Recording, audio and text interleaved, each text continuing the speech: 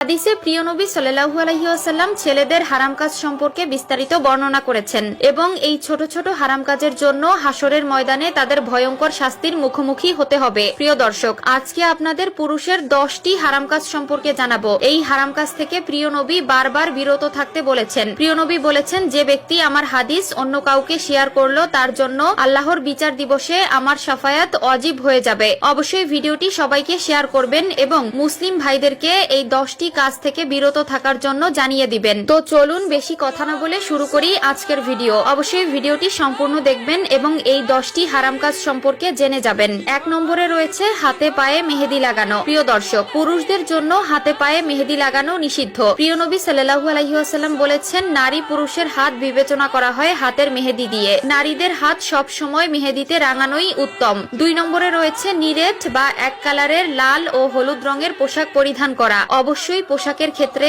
এই বিষয়ে সতর্ক থাকবেন। 3 নম্বরে রয়েছে ফ্যাশনের জন্য নাক কান ফোড়ানো। আজকাল অনেক ছেলেদেরকে দেখা যায় নাক কান ফোড়ানোর মাধ্যমে নিজেকে স্মার্ট দাবি করে, যা ইসলামে একদম নিষিদ্ধ ও পুরুষদের জন্য হারাম কাজ। অবশ্যই এ বিষয়ে সতর্ক থাকবেন। 4 নম্বরে রয়েছে প্রাপ্ত বয়স্কদের হাফ প্যান্ট পরা। হাফ প্যান্ট বলতে হাঁটুর উপরের কাপড়কে বোঝানো হয়েছে। 5 নম্বরে রয়েছে চুল দাড়িতে কালো রং করা। প্রিয় দর্শক, আজকাল অনেক পুরুষদেরকে দেখা যায় চুলে দাড়িতে কালার করতে, যা ইসলামে একদম নিষিদ্ধ ও হারাম কাজ। বয়সের সাথে সাথে চুল দাড়ি সাদা হয়ে যাবে, এটাই প্রকৃতির নিয়ম। কিন্তু প্রকৃতির এই নিয়মকে তুচ্ছ করে নিজেকে অন্য রূপে বানানো ইসলামে জায়েজ নয়। অবশ্যই এ বিষয়ে সতর্ক থাকবেন। 6 নম্বরে রয়েছে স্বর্ণ ব্যবহার করা। পুরুষদের জন্য স্বর্ণ ব্যবহার করা জায়েজ নয়। অবশ্যই এ বিষয়ে সতর্ক থাকবেন এবং এই হারাম কাজ থেকে নিজেকে বিরত রাখবেন। 7 নম্বরে রয়েছে টাকনুর নিচে প্যান্ট পরা অথবা জুব্বা পরিধান করা। 8 নম্বরে রয়েছে সিল্কের কাপড় পরিধান করা। প্রিয় দর্শক, আরো একবার বলেছিলাম, পোশাকের ক্ষেত্রে